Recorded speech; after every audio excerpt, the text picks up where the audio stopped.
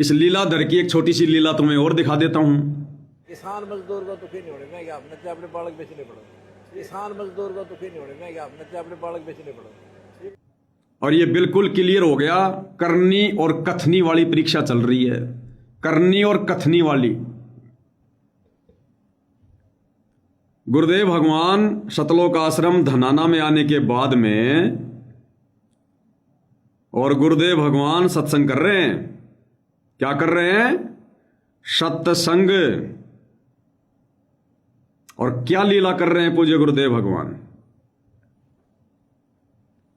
आज के दैनिक भास्कर में भी आई है, आज के दैनिक भास्कर में भी एक न्यूज आई है। और न्यूज दास आपको दिख रहा होगा। रामपाल की जमानत के बाद आश्रम बना सियासत का केंद्र। झज्जर के दो बड़े नेताओं ने पहुंचकर लिया आशीर्वाद, बदल रहा खापों का रुख। यह आज के दैनिक भास्कर में आया है कि बाबा रामपाल के बाहर आते ही उनके आश्रम राजनीति का केंद्र बन गए, राजनीति का केंद्र। अब गुरुदेव को कोई फर्क नहीं पड़ता है। अब गुरुदेव ने राजनीति करनी आगे। अब गुरुजी राजनीति करवाएंगे आगे। जिन्होंने भक्ति नहीं करनी है ना, अब उनसे राजनीति करवाएंगे गुरुजी।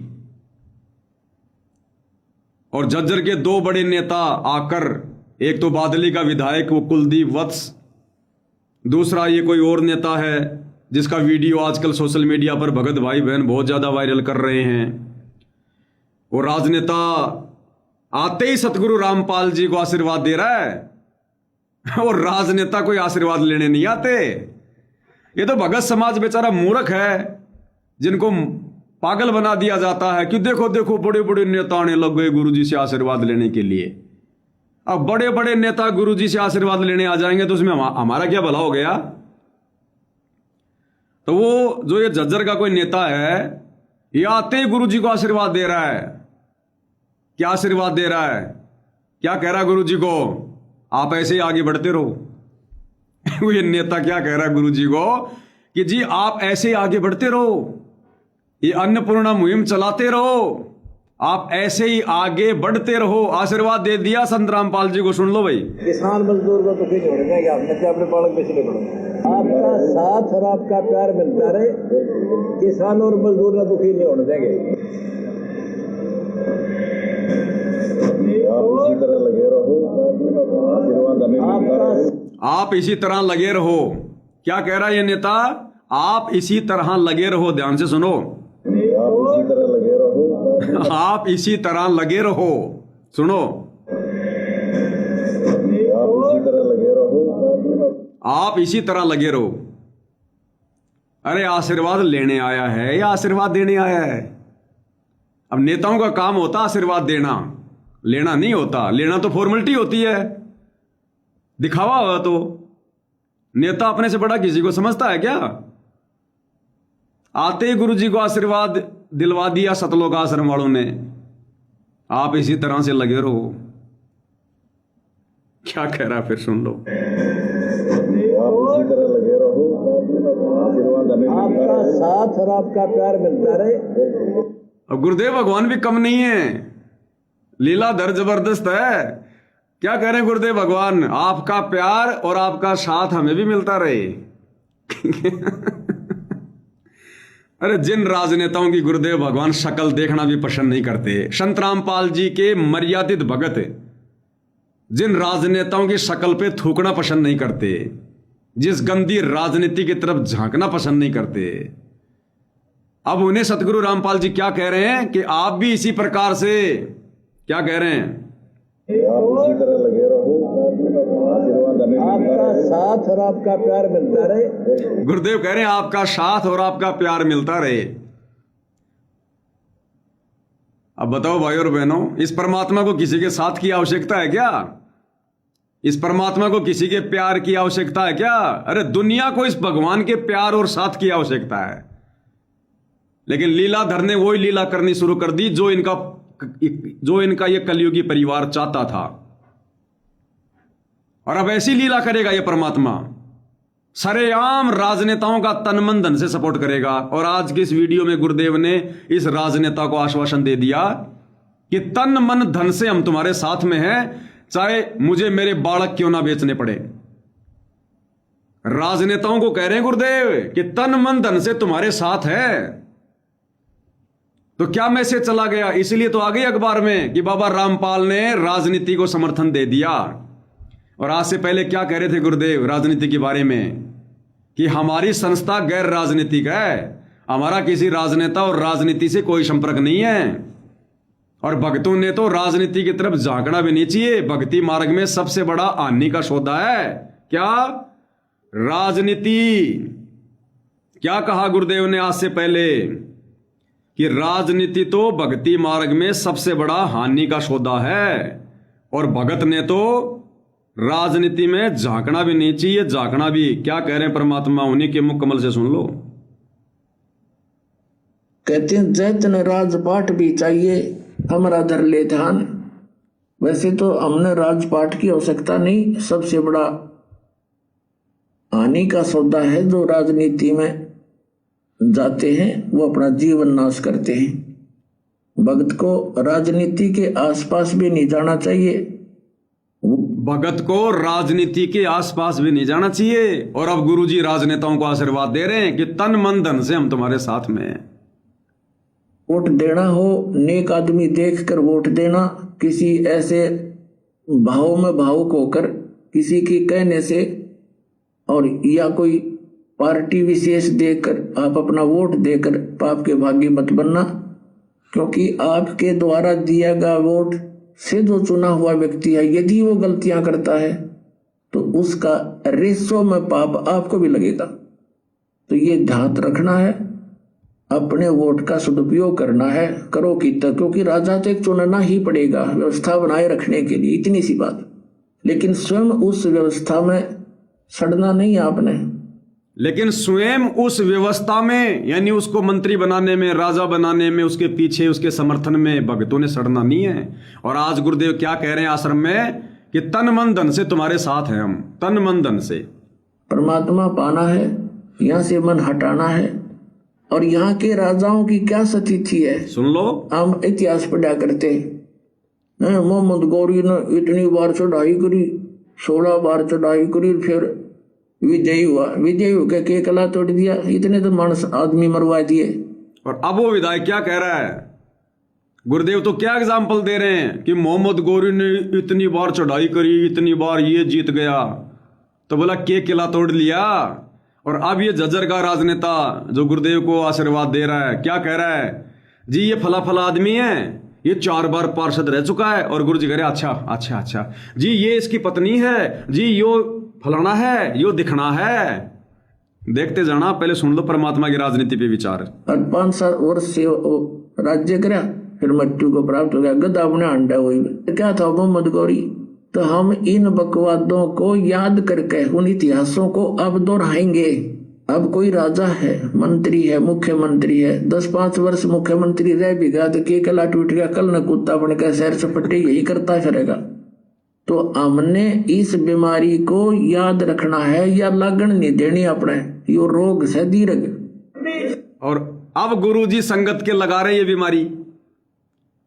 जो जो गुरु को मानुष मान रहे हैं, अब उनको गुरुजी ये बीमारी लगाएंगे। राजनेताओं को गुरुजी ने आशीर्वाद दे दिया तन मन धन से सपोर्ट करने का, अब ये बीमारी लगाएंगे गुरुजी। क्योंकि संगत ने धोखा खा लिया। 11.5 साल तक गुरुजी ने जो मौका दिया था, संगत चूक गई। गुरु को मानुष मानकर गुरु के परिवार के तलवे चाटती रह गई। अब गुरुजी इस गंदी व्यवस्था में सड़ाएंगे भक्तों को। इनको सड़ने में आनंद आता है इनको।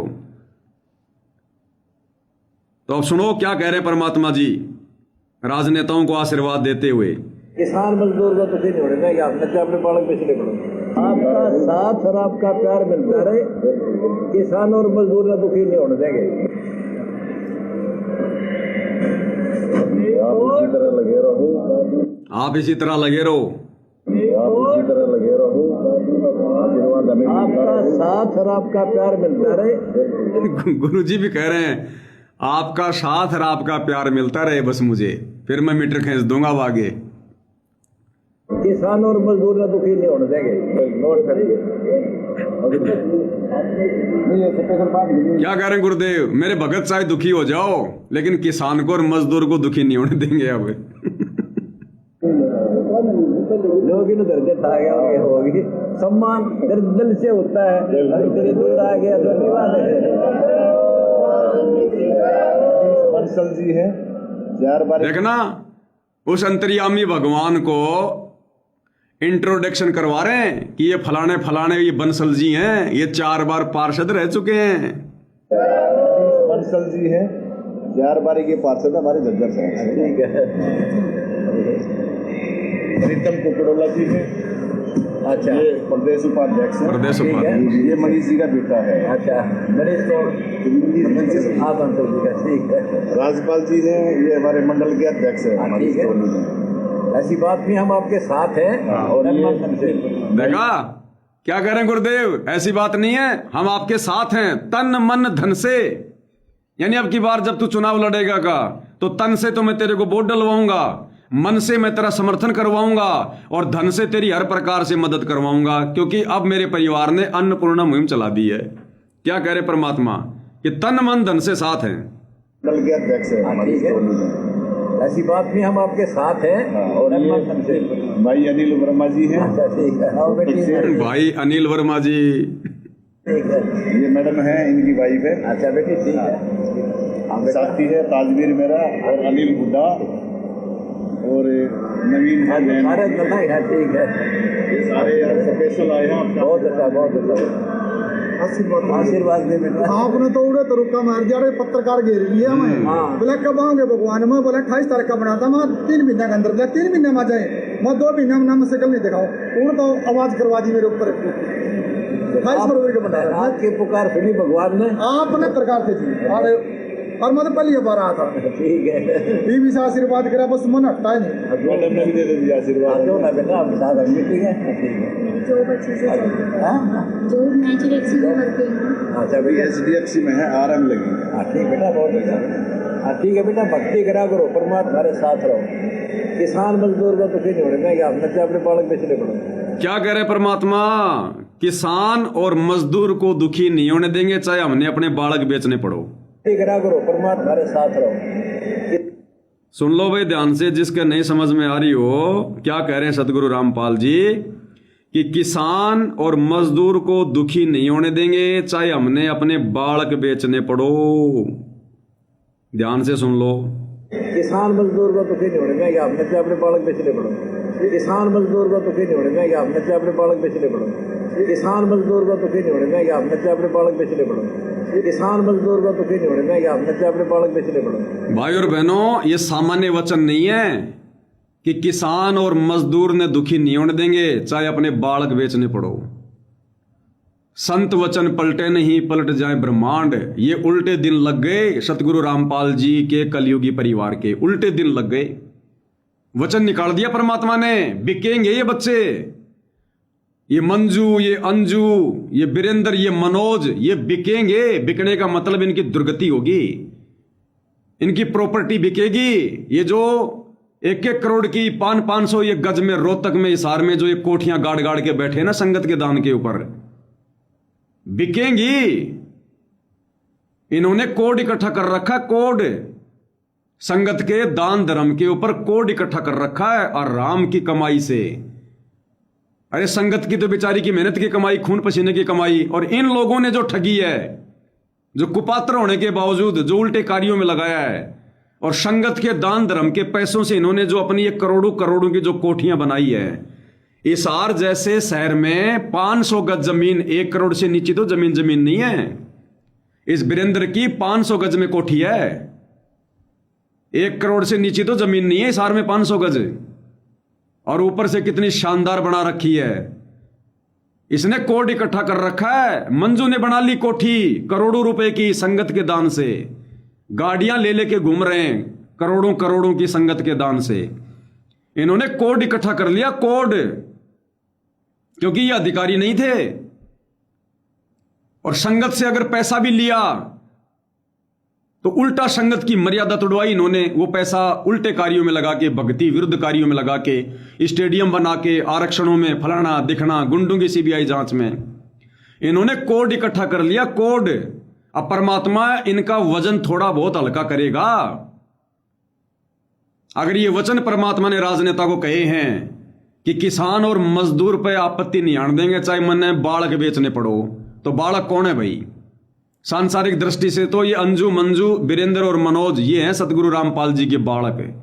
और सतगुरु ने कह दिया चाहे बालक बेचने पड़ो, तो भाई और बहनों ये रोड पे आएंगे ये। इसीलिए गुरु जी कह रहे हैं तीसरा झटका काल नहीं सहन कर पाएगा। हमारा तीसरा झटका काल सहन नहीं कर पाएगा। और जब इनकी दुर्गति होगी ना, तब ये संगत जो इन आश्रमों से जुड़ी है, इनकी भी चार आंख हो जाएंगी कि सात संगति वाले सही थे या फिर गुरु जी के परिवार वाले सही थे। तो आप और हमारी अग्नि परीक्षा चल रही है, उस झटके का इंतजार करो जो तीसरा झटका आना है, जिसके लिए गुरु जी ने स्पष्ट कह दिया कि तीसरा झटका ना उठा जा काल पे मारा। तीसरा झटका काल नहीं उठ पाएगा। तो साध वचन पलटे नहीं, पलट जाए ब्रह्मांड, इनकी दुर्गति होगी, बिकेंगे ये। इसलिए भाई और बहनों, परमात्मा ने जहां बैठा रखा है ना, बहुत ज्यादा सुरक्षित जगह है सात संगति। इस 21 ब्रह्मांड में इससे ज्यादा सुरक्षित जगह नहीं है। और सात संगत वालों को तो ज्यादा होशियार हो जाना चाहिए, ज्यादा होशियार। आश्रम वालों के पास तो ऑप्शन है नाम शुद्ध करवाने का, आप और हमारे पास ऑप्शन नहीं है। अरे जिस प्रकार वो प्रहलाद भगत अपनी बुआ के गोड्डों में बैठ गया था और उसने चारों तरफ से आग लगवा दी थी, वो मर्यादा में था, वो पतिव्रता पद पे था, विश्वास था, इसलिए परमात्मा ने उसकी अग्नि से रक्षा की, नहीं तो कोई ऑप्शन नहीं था। इसी प्रकार जब तक हम अपने पतिव्रता पद पे हैं, मर्यादा में हैं, विश्वास में हैं, तब तक भाई और बहनों धधकती आग में से परमेश्वर ने सात संगति में बैठा कर हमें बचा रखा है। अगर जरा भी मर्यादा टूटी, जरा भी मन में यदि वो कच्चापन आ गया, हमारे हाड भी नहीं मिलेंगे, हाड भी। ध्यान रख लेना इस बात का, ये इतिहास बनने जा रहा है ये। तो विश्वास के साथ जुड़े रहना, और जब ठीक का समय आवे, परमात्मा दया करें, मालिक प्रेरणा करें, फिर देख लेना उस समय।